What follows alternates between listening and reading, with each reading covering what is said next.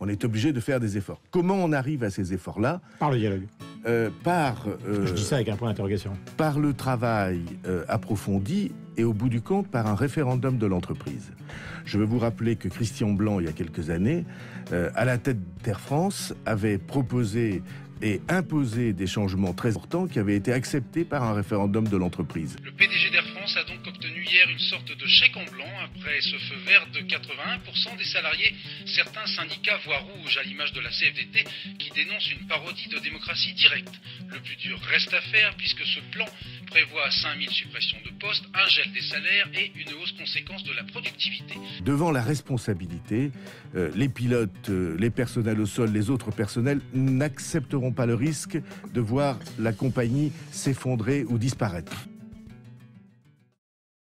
Il s'ensuit que la logique du vote, que l'on tient communément pour paradigmatiquement démocratique, est doublement défavorable aux dominés. D'une part, les agents ne possèdent pas tous au même degré les instruments, notamment le capital culturel, qui sont nécessaires pour produire une opinion dite personnelle, au double sens d'autonome et de conforme à la particularité des intérêts attachés à une position particulière.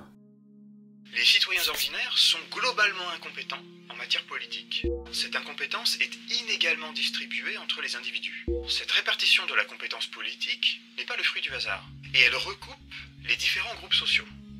Ce qui signifie que le vote ne deviendra vraiment le suffrage universel qu'il prétend être que lorsque l'on aura universalisé les conditions d'accès à l'universel.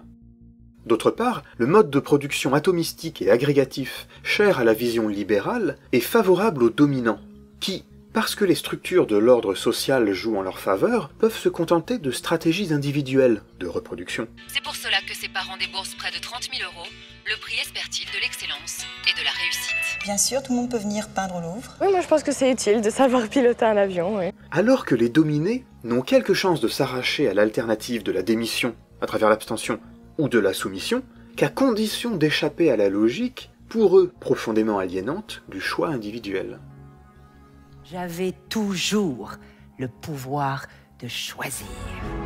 La vraie question c'est, qui j'ai envie d'être? La neurosagesse, c'est un mot que j'ai inventé. Alors aujourd'hui, rappelons-nous qui on est, d'où on vient, et soyons libres d'être nous-mêmes. L'impossible peut devenir possible. Je traverse la rue, je vous en trouve. J'ai pris la décision. Changer le monde, c'est changer d'abord son monde. Prenez la décision de passer à un autre niveau. Vous avez le pouvoir de changer les choses. Mais non, mais vous faites une rue là, vous allez à Montparnasse, par exemple, vous faites... Confiance en soi, motivation et autonomie. Franchement, Pipi sous la douche. N'oublie pas!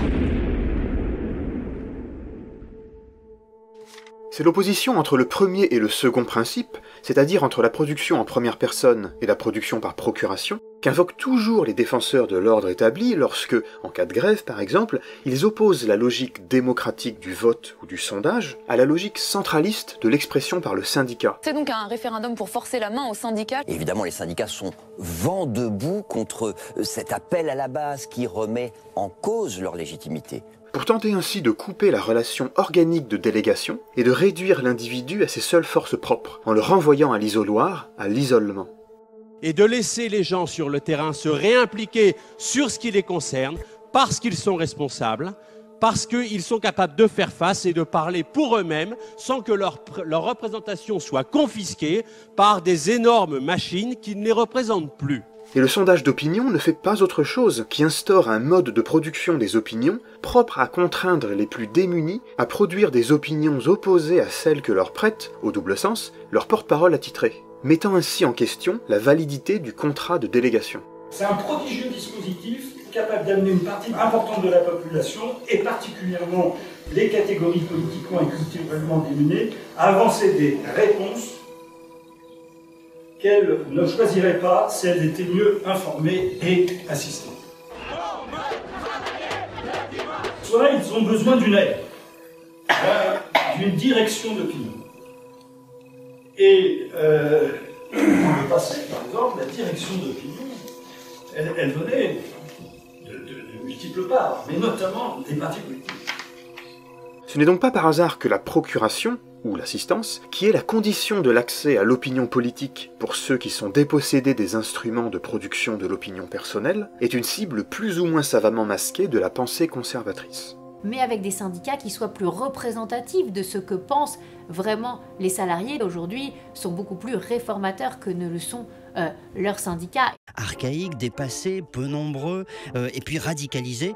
La science sociale rappelle les limites d'une technique qui, comme le sondage, ne livre que des opinions agrégées à la manière d'un vote et qui, à ce titre, peut devenir un instrument rationnel de gestion démagogique, subordonné aux forces sociales immédiates.